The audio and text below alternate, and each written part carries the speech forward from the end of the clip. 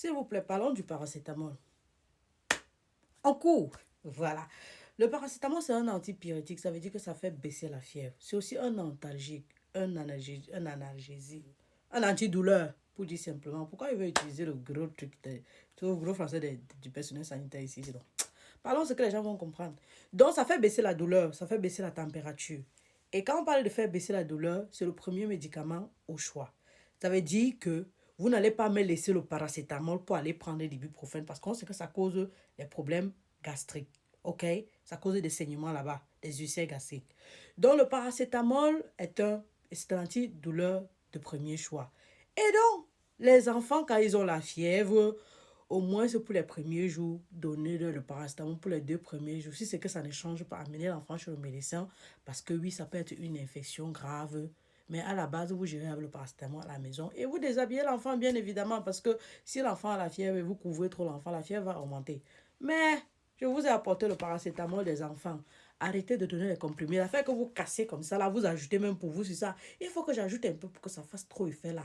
Non, il y a les paracétamol en sirop au marché, sur le marché. Et le paracétamol a plusieurs noms commerciaux. Comme je vous ai dit dans une vidéo, commerciaux, ça veut dire que chaque maison pharmaceutique a décidé de donner le nom là pour ne pas copier l'autre.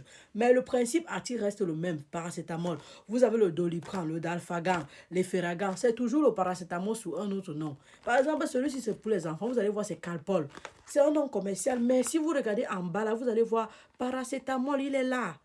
Ça ne joue pas. Paracétamol, c'est toujours écrit là petit. Donc, et il y a le dosage ici. On parle tout de dosage. Donc, on ne blague pas. Donc, pour les enfants, voilà le paracétamol. Et sur la boîte, ça c'est dans mon pays où je vis, mais là-bas chez vous aussi, il y a un truc comme ça. Il y a le dosage pour chaque enfant en fonction de l'âge. On ne dépasse pas le dosage. Mais au-delà de ça, à part qu'on écrit sur les boîtes, on vous informe. Et aussi parce que dans le médicament, il y a ce qu'on appelle ici là, la notice, c'est dans le carton. Il y a aussi qu'on peut donner, on donne en fonction du poids de l'enfant. Donc du coup, on donne 10 mg par kilogramme chaque 4 heures ou alors 15 mg par kilogramme chaque 6 heures. Ce qui fait qu'au total, en une journée, si on donne en respectant les heures, on ne doit pas dépasser 4 grammes de paracétamol, que ce soit chez l'enfant, que ce soit chez l'adulte. C'est important parce que le paracétamol peut causer l'insuffisance hépatique. Ça veut dire que ça peut gâter ton foie, gâter de cheveux, gâter. Tu commences à avoir la jaunisse, tu commences à avoir les problèmes. Dieu merci, il y a l'antidote pour ça. Mais on ne va pas prendre le risque là. Maintenant, en ce qui concerne le paracétamol chez les femmes enceintes, ne prenez pas. Quand il dit ne prenez pas, c'est pas pour dire que si vous avez la douleur, le médecin a dit prenez le paracétamol, vous ne prenez pas. Mais ne prenez pas exagérément parce qu'il y a les femmes ici là que dès qu'elles ne dorment pas bien la nuit ou elles ne boivent pas assez d'eau, il y a un peu de mal de tête, boum, elles jettent dans la bouche. Non, non, non, non, non. Parce que ça peut rendre vos enfants garçons dans le ventre efféminés. Ça peut causer des problèmes de fertilité à vos enfants filles dans le ventre. Donc le paracétamol en essai durant la grossesse a les effets sur l'enfant. Oui, c'est ce que je suis en train de dire. Tu n'as pas bien entendu. J'ai dit les enfants efféminés là.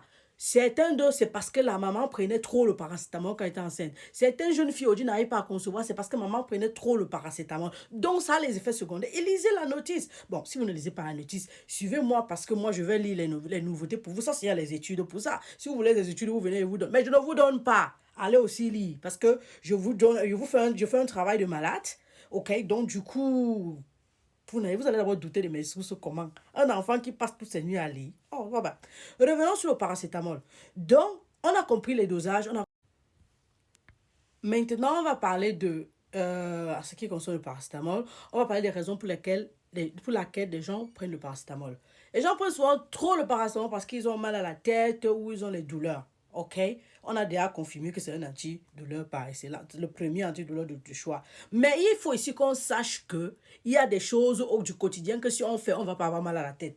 Par exemple, si tu es devant le computer tout le temps, tu vas avoir mal à la tête. Donc, il faut réduire ta fréquence devant le computer ou il faut porter les lunettes pour filtrer la lumière ou alors, comment on avait dit ça, il faut filtrer, il faut placer il y a des anti-screens là pour les computers pour éviter que ça te fasse mal aux yeux. Si tu ne bois pas de l'eau, tu vas avoir mal à la tête. Donc, si tu es déshydraté, tu bois un verre d'eau par jour, oui, tu vas avoir mal à la tête. Donc, il faut bien t'hydrater, bien sûr. Si tu ne dors pas bien la nuit, tu vas avoir mal à la tête. Si tu ne dors pas bien la nuit parce que ton matelas est dur, change le matelas. Si c'est que tu ne dors pas bien parce que les voisins jouent trop la musique, il faut leur dire de baisser un peu la musique. Si tu ne dors parce que tu es inconfortable, rends ton lit inconfortable, cherche à bien dormir la nuit. Mais si tu ne dors pas la nuit parce que tu passes les nuits sur les directs et autres, oui, tu vas avoir mal à la tête. Et ne pense pas qu'en prenant le paracétamol, tu résous le problème. Non, non, non, non, non, non. Tu dois enlever la cause. Parce que oui, le paracétamol est le premier choix. Ça veut dire que si tu arrives à l'hôpital, la première chose qu'on te donne, si ça ne fait pas effet, on est obligé de passer au niveau supérieur. Et si tu es allergique au niveau supérieur, on fait comment?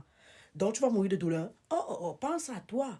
Donc, si tu as la constipation, tu vas avoir les maux de tête. Et pourquoi tu vas avoir la constipation quand je t'ai tout donné dans les vidéos? Je t'ai dit qu'il faut boire de l'eau. Boire de l'eau tiède à 50 degrés. Manger les fruits et les légumes. Sortir marcher. Tu fais ça comment? Hein? Arrête de prendre le paracétamol n'importe comment. Ce n'est pas un jouet, ce ne sont pas les chewing-gums, ce sont les médicaments. Et puis ce sont les reins qui éliminent ça. Tu crois que les reins là font comment? C'est le foie qui métabolise. Tu crois? Tu ne penses pas à tes organes. Faut pas m'énerver. On se voit dans une autre vidéo. Bisous.